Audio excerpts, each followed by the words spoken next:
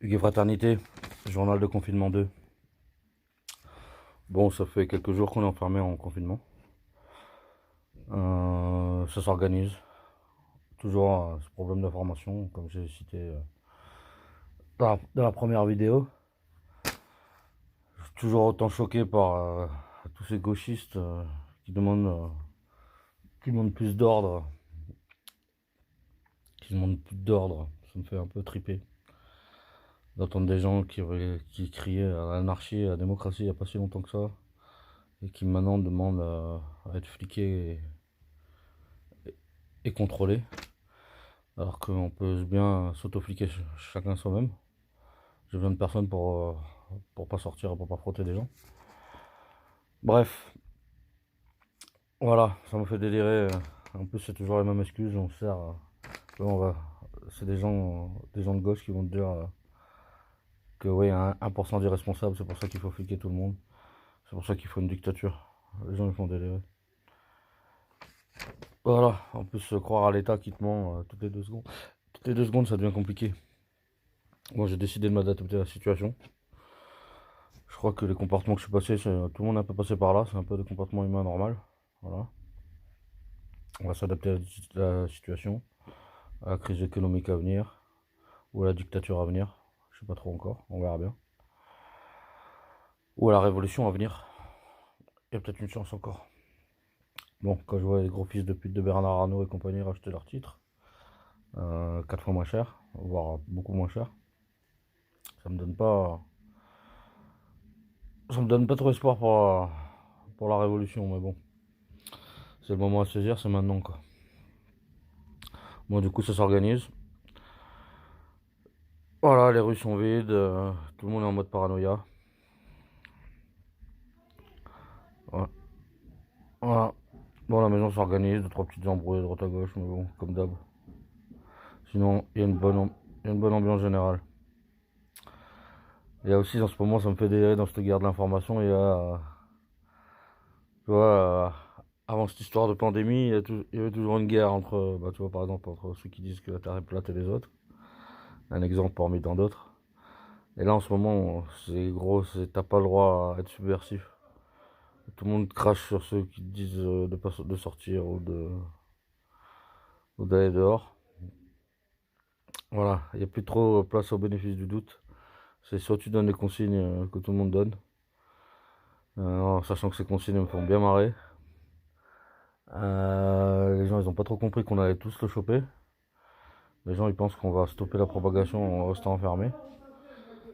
Ce qui n'est pas du tout le cas, parce qu'on on l'a annoncé clairement partout que c'est pour ralentir la propagation. Surtout que ça me fait bien rire. Tu vois là, je passe par des comportements humains normal. Là, je suis en train de ranger ma chambre. Ouais, je vais te montrer un peu. Voilà, je pense que tout le monde est en train de faire pareil. Ranger sa petite vie, sa petite maison. Tout le monde regarde la télé. Même moi qui ai l'habitude de rester enfermé, le fait est que je sois obligé, ça me, je me fais chier. Alors que, voilà. Bref, tout le monde va commencer à se faire chier. Tout le monde, voilà. Tout le monde va commencer à ranger sa petite vie. Et après, il va commencer à regarder sa petite vie en face. Enfin, j'espère.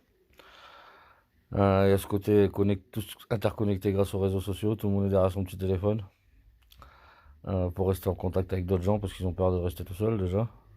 Ça me fait. Voilà.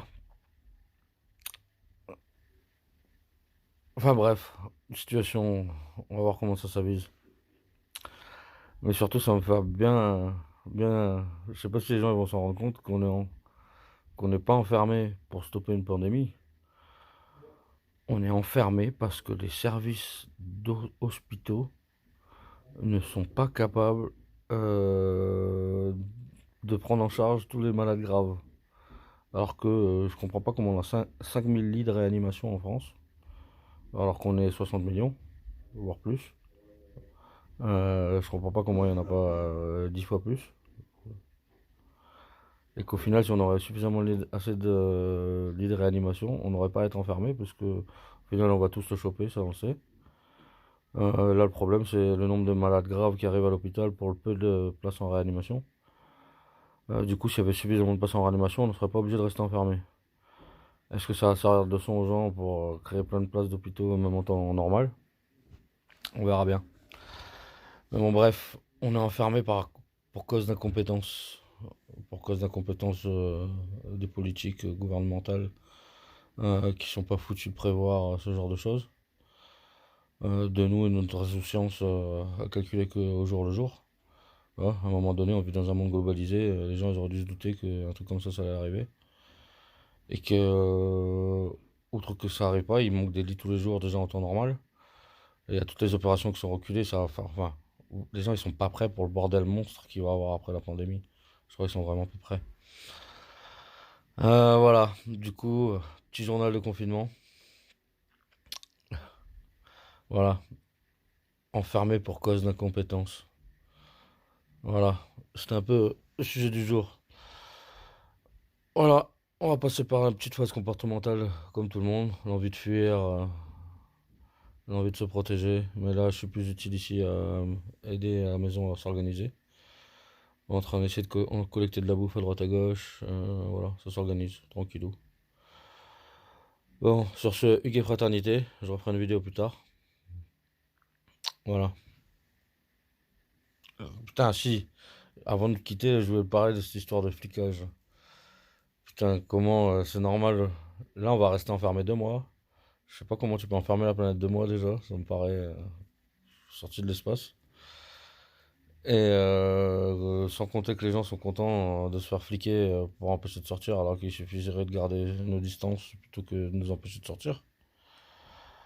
Comment les gens remplissent leurs petits papiers pour s'en sortir. On est devenu en temps de guerre. Vraiment en temps de guerre, quoi. Papier de circulation. Ce papier de circulation, là, ça permet de soumettre tout le monde dans la tête psychologiquement déjà. Enfin, la soumission actuelle, elle est vraiment bizarre. Et ce truc de temps de guerre là, où tout le monde est derrière son téléphone pour rester en contact, mais aussi pour avoir des infos comme en temps de guerre derrière sa radio, ça aussi ça me fait un peu drôle. Bref, bon à tous les gens. Et putain, ouais, ça aussi. Ouais, t'as plein de trucs que je voulais parler, je m'embrouille toujours sur mes vidéos. Tu vois, là tout le monde est enfermé chez eux.